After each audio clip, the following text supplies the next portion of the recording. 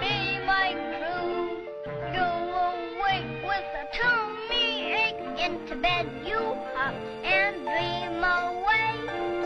Lollipop is sweet. Trip to a candy shop where bonbons play. On the sunny beach of Peppermint Bay, lemonade stands everywhere. For context, this came out in 1934. What exactly was happening here? At first it looks family-friendly, but then things seem to take a strange turn. For one instance, she seems to be pulling down her dress a lot. It could be nothing, but if you look into her interviews, things become apparent that there is more than meets the eye. TikTok, this is just for entertainment purposes only. One guy, when I left Fox, I went to MGM for one picture. Thank goodness, only one. And when I got there with my mother, we were separated. I went into the office of Arthur Freed, and he was going to talk to me about a movie he wanted to put me in. I'm 12 years old, you know. Instead, he was an exhibitor. I'd never seen anyone naked before, except myself, so I had no clue about what was happening. So it struck me so funny, I laughed at him, and he got infuriated, and he said, out, out, out, go. So I tell your mother? Well, she came out very quietly from Louis B. Mayer's office, and we walked in and... Okay, I have questions. Because by all these illegal immigrants that are in Chicago, and this weather is becoming extremely cold, one, where's COVID? I mean, there's no more COVID. All these unvaccinated people, and COVID is just no more, right? For them, COVID's no more. Secondly, you got babies outside in this weather. If that was the average black or white woman, CPS would be called. This would be child neglect. Okay. This is how I made my Can Crusher. First test. Making the slide. LED light.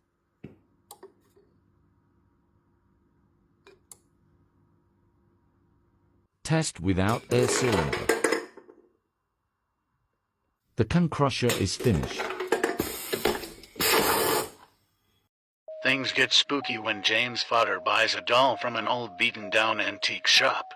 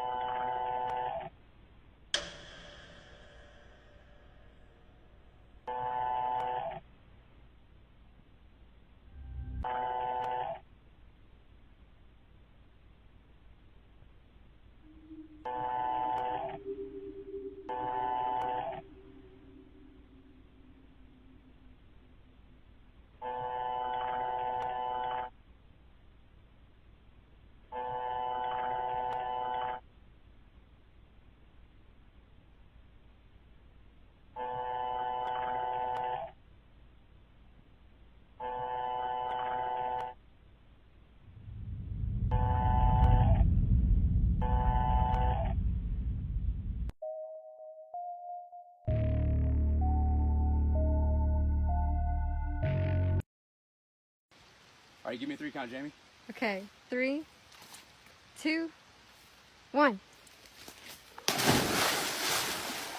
Oh my!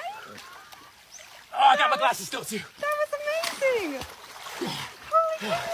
Chilydra serpentina, common snapping turtle, one of the most beautiful turtles in North America, and they're absolutely incredible. I love these guys. They're so beautiful, perfectly suited to aquatic lifestyle, and absolutely gorgeous. And that long neck is how they get the name serpentina. Isn't that just incredible? Predatory, obviously, snatching up all types of fish, frogs, snakes, and there's been rumored small birds like ducks on ponds, but isn't this just a beautiful turtle? Perfectly suited for living these in aquatic environments. Look at those claws.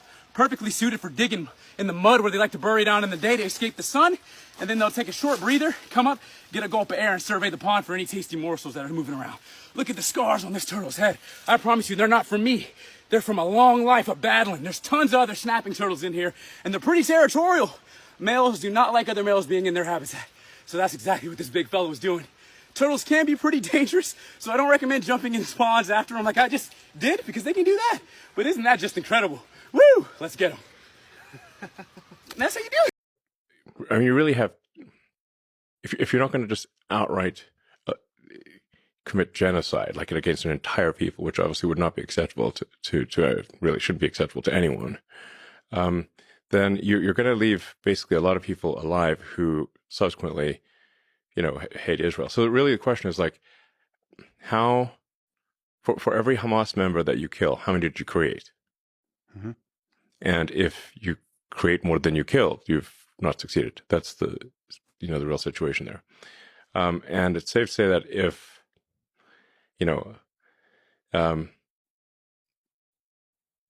if you kill somebody's child in Gaza,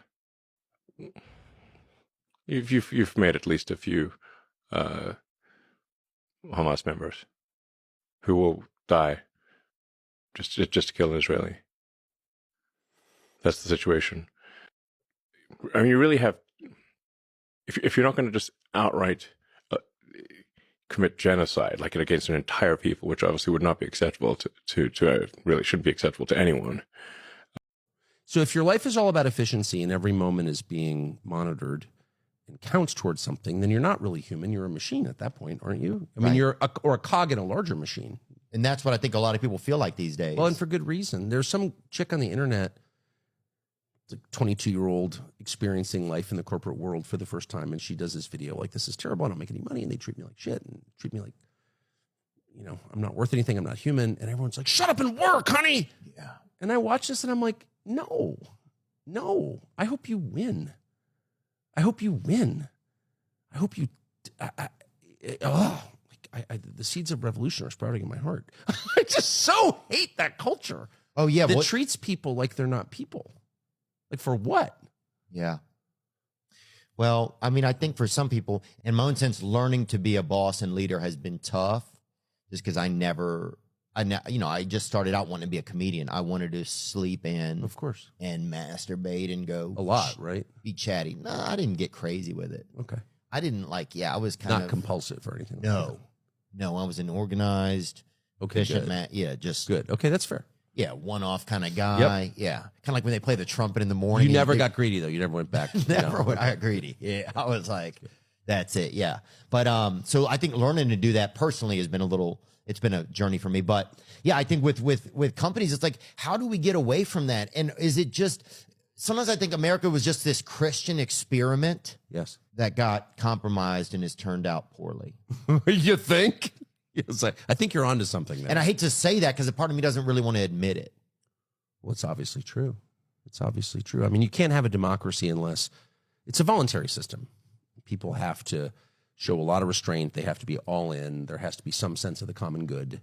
You can't just be like, how much can I grab? It's like Halloween. It doesn't work if all the kids just empty the basket on the front steps, in the first wave of trick-or-treaters. No, it's true, though. No, you're right. And a democracy is very much the same way because you can take power and then just steal everybody's money legally. And so you really have to have some boundaries that you impose on yourself. And that has to come from within. You have to have the sense that someone more powerful, like, I hate to use the word, but God is watching. Mm-hmm. And if you don't have that, then it just descends into greed and selfishness, which is where we are now. Have we because do you think America is still a Christian nation? No. What is it? It's an LLC, as you said, so brilliantly, actually. Again, we've entered privatized communism, it feels like to me. I think it's exactly right. I mean, no one's for the free market. Everyone's for using power to hobble their competitors. Everyone's into, and the only reason we have regulations is to create monopolies. The system is completely rigged, and that. You're asking, how do you get reliable information about the news? The news media want to talk about race. That's like their main thing that they want to talk about. Black, white, Hispanic, Asian. But that's actually not an interesting conversation because you can't change your race, and people are different races, and they're sort of different, but they're also very much the same. It's not that interesting a topic to me personally. I'm not interested in talking about race. What's really interesting is that the United States of America is being looted by a small number of people who are getting away with it, and they don't want to talk about that. Right. They never want to talk about economics. They never want to talk about the tax code. They never want to talk about any of that stuff ever, and that's how you know that CNBC and CNN and the New York Times, all those people are looking out for you, are actually just the Praetorian Guard standing in front of the people with the most power and money and keeping the masses from asking uncomfortable questions. And so whenever anyone asks about like, well, wait a second, why do we tax people at half the rate for investing that we do for working? Literally, they pay half the tax rate. So you have a job and you work every day and you pay one rate, but if you just stay home and invest money and live off the interest, you pay half as much. So are we saying it's twice as virtuous to invest as it is to work? Oh, is that what we're saying? So if you're a day trader or just trading stocks or something, you don't have to or pay if you're a private taxes. equity guy and you can claim that your income is actually interest on your investments, you pay half the taxes. So we have a tax code that discourages work and encourages parasitic behavior. Now, there are arguments on both sides, and I'm not an economist, but you don't even hear those arguments because it's like, shut up, racism. Yeah. Trannies or whatever. It's all a distraction from what the real story is, which is they're looting the country. Looting. And at this point, we can't repay the debt that we owe. So it's going to be like, well, unfortunately, we had to sell Yellowstone. And no, I mean, it's going to get to the point where we're and auctioning. now we sold it to Asians. No, for real. Yeah. Where what? And then they're going to say the sale was racist too. That's going to be the craziest part. No, you're asking questions about it as racist. Okay. Yeah, you're always the racist. Just to be clear, you're always the racist. Hey. Louisiana man. So back in 1982. A couple of fishermen found these strange creatures washed up on the shores of Japan after a large tsunami. They began inspecting the creatures to find that they had never seen anything like it. The men then decided to pour a bottle of Coca-Cola on the creatures to see what might happen. This is when the creatures began to convulse and shoot white liquid all over the men before finally exploding. And we removed all age-specific and gender-specific names. Meet the new iPhone thumbs up emoji. We got tired of annoying people saying, there's nothing new with the new iPhone. So we've managed to insert a real avocado slice inside the phone. There's nothing new about the iPhone. There's a freaking avocado in there. And it gets better. We made this phone 0.3 grams lighter by removing the phone call feature and all the cameras. But you can still take stunningly realistic photos with this iPhone. Simply put down the phone using our patent-pending phone down gesture. Then by using your very own eyes, you can see real-life moments in reality. We call this feature being in the moment, or BITM. BITM technology creates real mental images called iMemories. Most iMemories will only be stored for a few days, but the good ones last a lifetime. Thank you. This is the most insane place you'll see today. This is the biggest salt mine in Romania. It's over 200 meters underground and the ceiling is over 50 meters tall. I thought this kind of thing could only happen in Minecraft.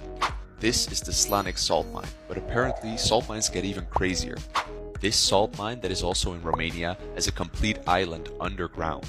You can even row a boat around this island, play pool, go in the Ferris wheel, play ping pong, and even mini golf. This place is called the Turda salt mine, but that's not all. This other Romanian salt mine is a complete indoor climbing park.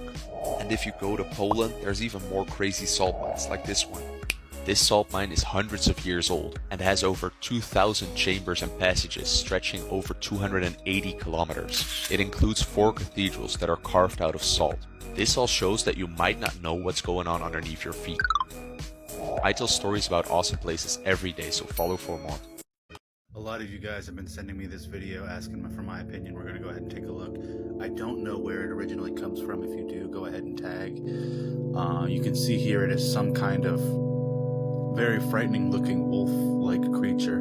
You know, something like a werewolf or what people today might call Dogman. You can see here they slow it down. Then they're going to zoom in here in a minute. Like I said, I'm not exactly sure where this is from, but it looks like some kind of werewolf creature. I believe it was a farmer. Something was attacking his livestock, his chickens. Here it is, slow-mo. He put out cameras, and this is what he captured. So I'm going to give you my opinion on what I think it is, based on the information that I have. We're going to go ahead and look in the album, the Oldrew Family Bestiary. Inside, I have information about a bunch of different kinds of supernatural creatures, several different types of werewolves that are in here.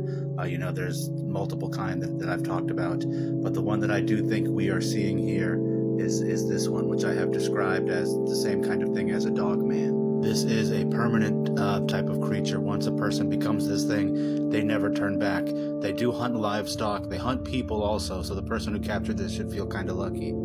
This is one of the more prevalent types of supernatural creatures to still be sighted in today's world. You can find several videos of creatures like this, like the one that I posted on modern social media. I really prefer to just call it a werewolf. Dogman just sounds kind of corny to me, but we're talking about the same thing. A very ferocious creature. Walmart sells the Hellraiser puzzle cube as a children's toy. Look at that. I mean, to be fair to them and to you, it is marketed as a STEM toy, and quite frankly, one way or another, it's going to be a very educational experience for any child that gets it.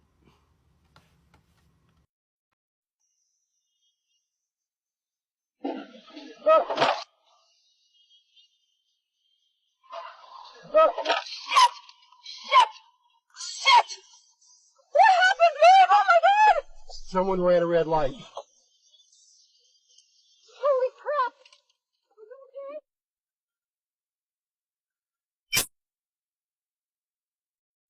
Let this circle represent $1 million. This is what $10 million would look like. This is what $100 million would look like. And this is what $1 billion would look like.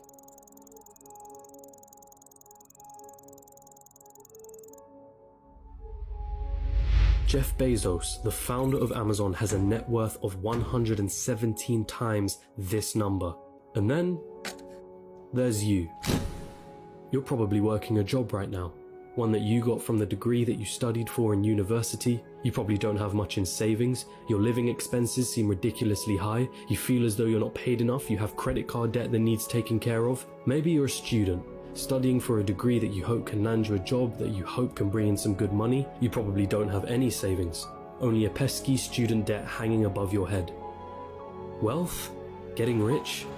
That all seems like a distant dream. How did they do it, you ask yourself? Seeing all those millionaires, billionaires, especially the ones who got there at such a young age, it baffles you, it makes you angry. They got lucky. They were born into wealth. They cheated their way to the top. That money doesn't make them happy. Money is evil anyway. I'm not smart enough. I'm just unlucky.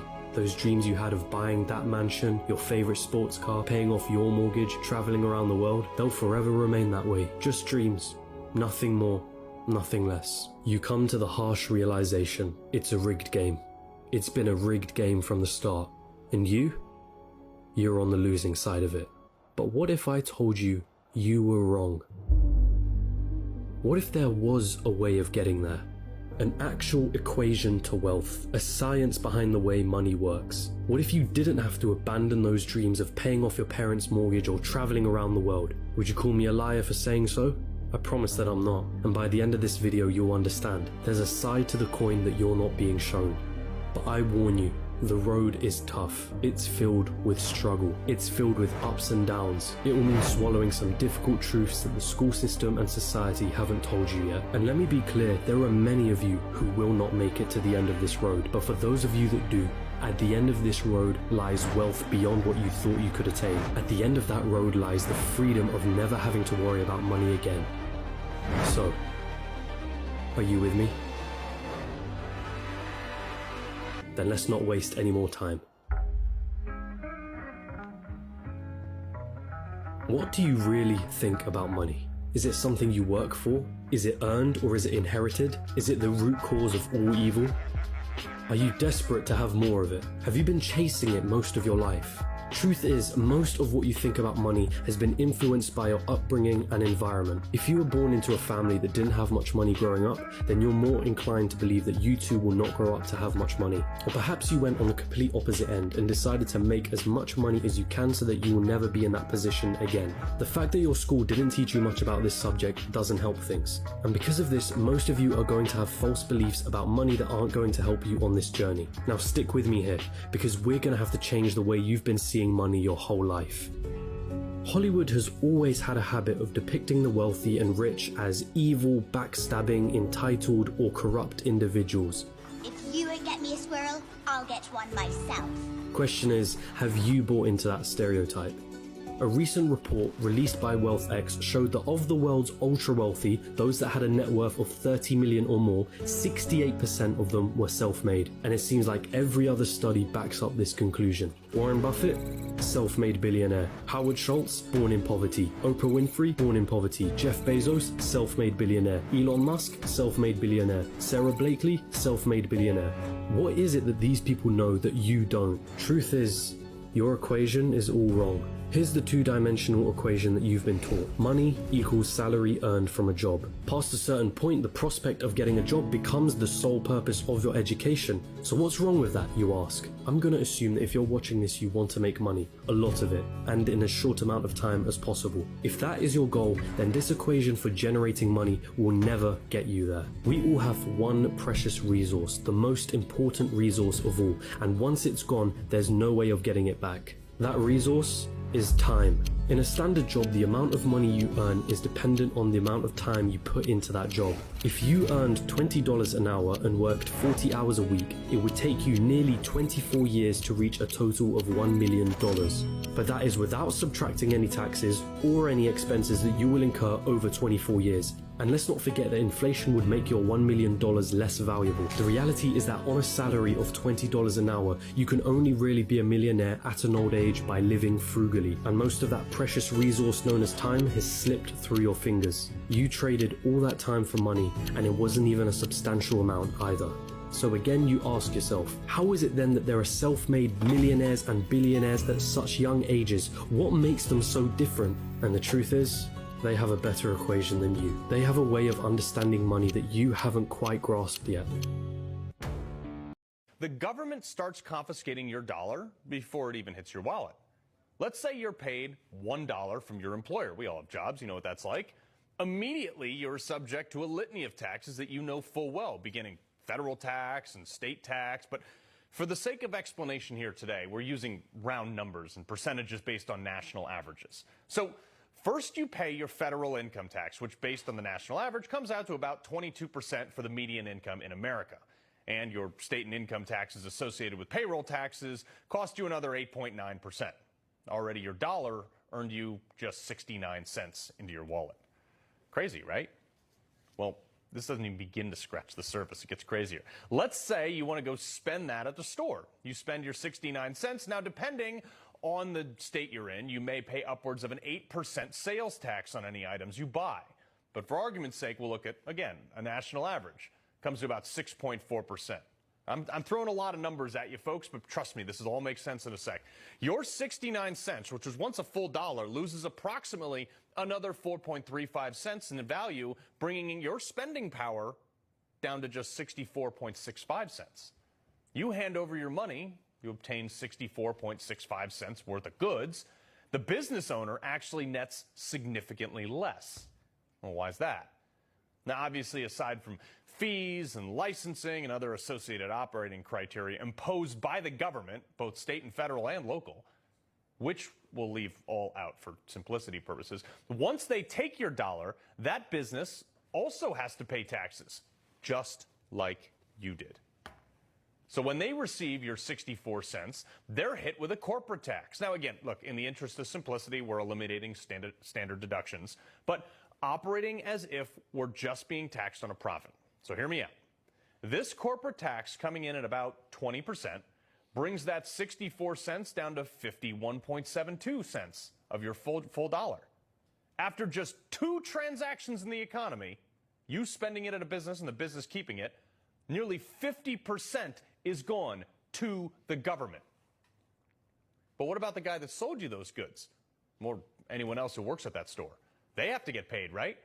Well, the store that you shop at has to pay one of its employees that same 51.72 cents. By now, you probably know that he's going to not get that full amount. So as soon as that money is paid out, both the employee and the employer are subject to a 15.3% FICA tax, which they evenly split. The employer, only left with 51.72 cents, pays their half of this tax, which comes down to 7.65%, knocking another 4 cents off the value of the business's dollar. So they only have 47.6 cents to pay their employee.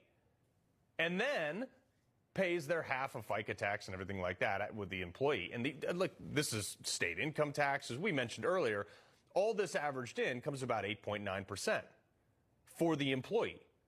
Now factor in another 22% for federal income tax, and you're left with just 34.81 cents of value. It's insane, right? If you're not mad, though, strap in. It's going to get a lot worse. The whole town. A whole town, they raise money and buy one girl and then rape around, and if she dies, they bring another girl. Or like an entire family, brothers, buy the girl and then share. It's just sex toy they buy. Wow, that is heavy. How did you get trafficked? In some sense, they sold my mother first, and they charged her for $65. Your Mother's they sold price. your mother for $65. Yeah, in the 21st century, and I mean they were negotiating our price right in front of us. Like they make us to turn around and check our bodies, and they realized I was virgin, so that was valuable because I was some perverted men love child virginity. So they sold me over like $20 separate from my mom. And then there's a human trafficker rings, right? Each trafficker makes more money on top of you, make the margins on you. So North Korean trafficker sold me, and this Chinese first trafficker selling me to the second trafficker. And that trafficker was a Han Chinese who bought me. You like eating rice? What if I told you that somebody could have made it of plastic? Oh yeah, you're gonna want to watch this one. Yeah. See, what he's doing right now is he's dumping plastic inside of this machine. Right? And then, I guess it goes through this process. And then it start looking like that. By the way, this is still plastic, y'all. This is still plastic.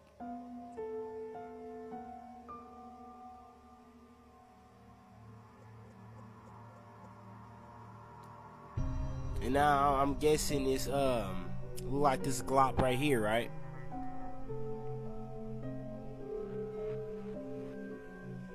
And then it turned into strings. And this is the finished product. Rice. Yeah. That's what you're eating. Man, y'all really gotta be careful with what y'all eating. Cause like I always say, what you see ain't really what you see. What you eat ain't really what you're eating. And I'm gonna leave it at that. I bet some of you are still gonna go here to get some fries even after you watch this crazy video. If you go to McDonald's, anywhere in the world, you will find French fries, and you will find that they're always made from the same potato, the Russet Burbank potato. This is a potato from America that's unusually long and difficult to grow, but that's what they want, because when you're McDonald's, you like those red boxes with a little bouquet of very long chips. It looks really good, and so they insist that they have no blemishes at all. There's a very common defect of Russet Burbank potatoes called net necrosis, and you've seen potatoes with a little brown line sometimes. Well, McDonald's won't buy them, and the only way to eliminate that is to eliminate an aphid, and the only way to do that is with a pesticide called Monitor. That is so toxic that the farmers who grow these potatoes in Idaho won't venture outside into their fields for 5 days after they spray. And then when they harvest their potatoes, they have to put them in these atmosphere-controlled sheds the size of a football stadium because they're not edible for 6 weeks. They have to off-gas all the chemicals in them. I'm actually really glad that you asked this question. Bioengineered food is food that contains genetic material that has been modified through certain laboratory techniques for which the modification could not be obtained through conventional breeding or found in nature. And then actually, January 2022, changes went into effect, and that's probably why you're seeing it on a label now, whereas maybe you didn't see it before. But they're having their new requirements that are going on, which seems cool, right? But then if you look deeper into it, they're allowed to put this QR code on here instead of putting on there made with genetically modified ingredients. So unless you're actively looking for things like this, unless you're looking the whole packaging over and then go and scan this, that's how you're going to find out that it has genetically modified ingredients on some packaging, not all. Now, if you look here, frequently asked questions, what foods require a bioengineered food disclosure? Highly refined ingredients like some sugars and oils, and foods that are primarily meat, poultry, or egg products do not require a bioengineered food disclosure. That's interesting. This is a current list of genetically modified crops. Okay, and I think this part is really interesting also. Talking about corn, most GMO corn is created to resist insect, pests, or to tolerate herbicides. Produces a protein that is toxic to certain insects, pests, but not to humans, pets, or livestock or other animals. These are the same types of proteins that organic farmers use to control insects, pests. They do not harm other beneficial insects such as ladybugs.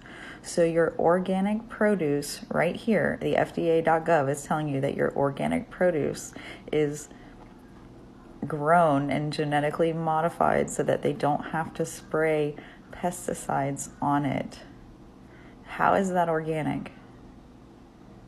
The labeling, you have to watch out for the labeling. They gotta get you somewhere. And then soybeans, most soy grown in the United States is GMO soy.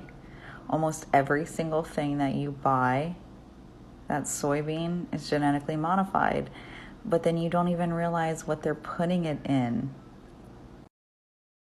What's all the buzz about bioengineered food? Since we're all about food transparency here at Trash Panda, we thought we'd have Scout do a little digging and find out what these foods are, if there's any health impacts, and how to find them on ingredient labels. So what even are bioengineered foods? They are a type of genetically modified organisms, also known as GMOs. To put it in simple terms, this means that GMOs are living organisms that scientists artificially manipulate in a lab using genetic engineering. And you won't find this in nature or traditional crossbreeding. In regards to health impacts, the FDA and National Academy of Sciences say that bioengineered foods are safe to eat and don't pose any health risks. However, more and more studies are starting to raise flags about possible allergies and the chance that these foods could lead to diseases that might be resistant to antibiotics. They've also been linked to health issues such as immunosuppression and loss of nutrients. So why do we even bioengineer foods? People do this because it protects them from viruses and pests. It also gives their crops desirable size, color, and as well as enhancing the flavor. And this chart shows wild versus modern plants and how they've changed. Bioengineered foods might also have longer shelf lives, and while some say it could help with food shortages, when foods have a longer shelf life, it typically means that they're super processed and contain a lot of additives just to keep them fresh. Just something to keep in mind. But how do you know what ingredients are bioengineered? Since January 1st of 2022, the phrase contains a bioengineered food ingredient or some variation of this must be put on all food packages. You also may see a QR code that says scan here for more information, or you'll see labels like these. And in the Trash Panda app, you can actually scan products to see if they contain certain bioengineered or GMO ingredients like canola oil, cottonseed oil, corn oil, soybean oil, and refined sugar. You just scan it and it'll tell you which ingredients are harmful. If you want to live in peace, forgive. If you are lacking inner peace, if you are lacking that kind of a serenity in your life, maybe you haven't forgiven someone in your life as yet. Maybe you haven't. Maybe you are assuming that you have forgiven them, but deep down, you haven't let go. You know when you will realize you've let go of the one who hurt you the most? When you see them in front of your eyes and you're absolutely calm and collected as if nothing has happened ever. If you don't lose it, if you don't get upset, if you don't get offended, if you see them and you smile and you want to go and hug them and say hello to them and say God bless you, if you're not able to do that, you still haven't forgiven. And if you don't forgive, you will never find peace. This is God's word. Don't argue. If you wish to live in peace, Forgive the one who has been a thorn in your life. Forgive. Before, when someone said a nasty word to me, I would go home and cry about it, really get broken and shattered. Why did they say this? Why did they do that? I can't believe it. Oh, I'm dead. I'm finished. This is one way of expressing my pain. Maybe another person will express it. I will mince them. I'll never forgive them till the day I go to the grave. I will never, ever say hello to them, nor forgive them. They can go to hell as far as I'm concerned. Relax. You are still living in the flesh. You are still living in the world, for the world. You haven't realized who Jesus Christ of Nazareth is yet. The Lord hasn't truly touched you deep down because you haven't allowed Him to do so. He wants, but it is up to us if we let Him come into our life. If you want to live in peace, forgive.